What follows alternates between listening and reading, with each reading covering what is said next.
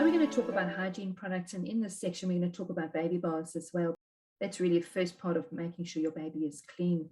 So when we're looking at bathing situations, we need to look at what is good in your home, what is going to suit your home, depending on whether you've got a bath, depending on whether you've only got a shower or a laundry that you want to bath your baby in. So let's have a look at some of the options. So did you know that you can get a divider that you can actually dam up part of your own bath and make a little small bath within your big bath?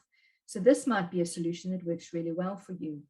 Then there's also just having a seat that you can put in your own bath and you can bath the baby in that. And here's this hammock that has been created by a company called Baby Bath Co.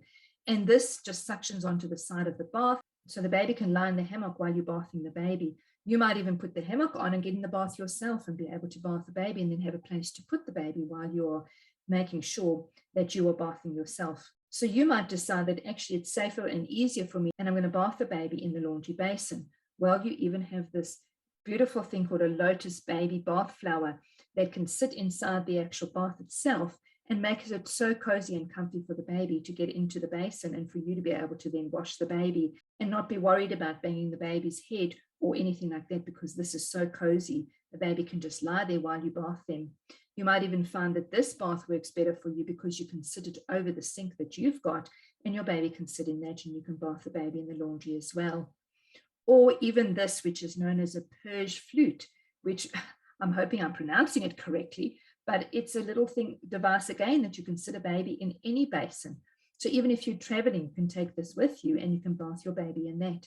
There are so many solutions for bathing babies, but this is the problem, is there's so many choices on the market and you have to look carefully at some of those choices. What is going to fit with what you want to do? And do you only have a shower? Well, now we have this Charlie shower chair, which is being manufactured in Australia. And you can just put this in the shower. You can even shower at the same time and your baby can comfortably sit in this chair safely because it's strapped in. And you can have this in the shower while you're showering yourself and you're showering your baby. Now, safety obviously is of paramount importance when we're dealing with babies in water. Most babies want to sit up once they get to a certain age, and therefore having them sitting up in a little ring like this, a seat, can keep them safe. However, it is absolutely important, never ever leave children alone in the bath. They can slip, bang their heads, and be under that water within seconds without you even hearing it. So make sure you stay with your children and therefore making sure that you are kept yourself comfortable. Now, this looks like a popper seat that you sit in the bathroom with, but you don't even need that. Even just a plastic chair that you can find from the shops, just sitting yourself comfortably next to the bath. Or even if your baby's on a raised bath, you can even sit next to them on a chair. And this honestly was a game changer for me when I had my children. I knelt next to the bath for weeks until I walked into my wardrobe and I suddenly saw this little chair that I had that honestly, I don't even remember where I got it from, but it was perfect height. And I popped it next to the bath, between the bath and the toilet. And I sat there for years while my children bathed because I knew that I could sit comfortably. I could tell them stories. They could be in the bath. I could help them bath because I was comfortable sitting next to the bath. And I just used to sit there, turn myself to the side, and they had so much fun. And that was such a game changer for me. So really just think about how can you make yourself comfortable while your children are bathing. Now, the topic of which shampoo and soap to use for your baby to wash them is really, again, another difficult thing because there's just too many on the market for me to talk about brands specifically. What I'm going to suggest is that you use whatever you get given at your baby shower. There's going to be heaps of stuff that you're going to get given. And then what will happen is you watch your baby for a reaction.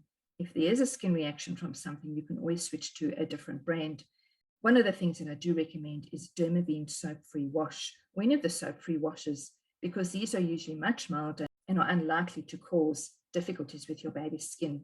So really just use up what you get given. You'll find your favorite brand. And most of the time, we don't even need much soap to wash babies with. But make sure that you use whatever you think is needed for your baby. Now, when we look at cutting babies' fingernails, this is a really scary thing for some people to do. And you'll be surprised how many times I'm out doing a breastfeeding call and then I find babies with long fingernails, little mittens on their hands because they're too scared. They're going to scratch their faces, but they're too scared to cut the fingernails. So let's go through a little bit of what you do with cutting babies' fingernails. Now, the best product that I have found so far is Safety First. Now, remember again, I have to repeat this every now and again in these videos. I do not get paid by anybody to advertise their products. I make sure that I find things that are useful and I tell you about them, rather than thinking that I'm being paid to advertise certain products. I'm not being paid at all by any company. And if anybody wants to, they can come and check my bank account. It's pretty much empty a lot of the times anyway. But just making sure that you understand that very carefully.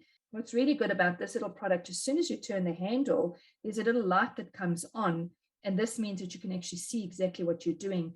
The edges are nice and round as well. They're plastic, and so the actual edges of the clippers are protected so that you don't end up cutting your baby's fingers as well. So let's have a look and see what you would do when you would cut baby's fingernails. It's really good to make sure that the baby has fallen fully asleep. In other words, for example, if it's had a breastfeed on the one side, the hand that is at the top while the baby is sleeping at the breast, dad can cut the baby's fingernails. And you would take the finger in your hand, and you would then take the pad of the finger and just pull that back.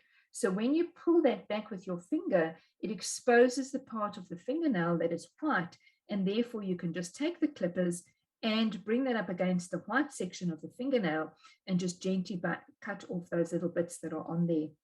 And I find that if you do this and you just cut them nice and short, you'll find that maybe every 3 to 4 days you'll have to do the same thing, because they grow so quickly, incredibly quickly. But this will keep them nice and short, and you'll end up with less scratches all over the baby. And you know, the one thing that has always surprised me is I do not know where babies get dirty fingernails from, but you will look down at your baby's hands and you will notice your baby's fingernails are dirty. They haven't been out in the dirt. They're little tiny babies, and they still manage to get dirt under their fingernails. And the easiest thing to take the dirt out from under baby's fingernails is a toothpick.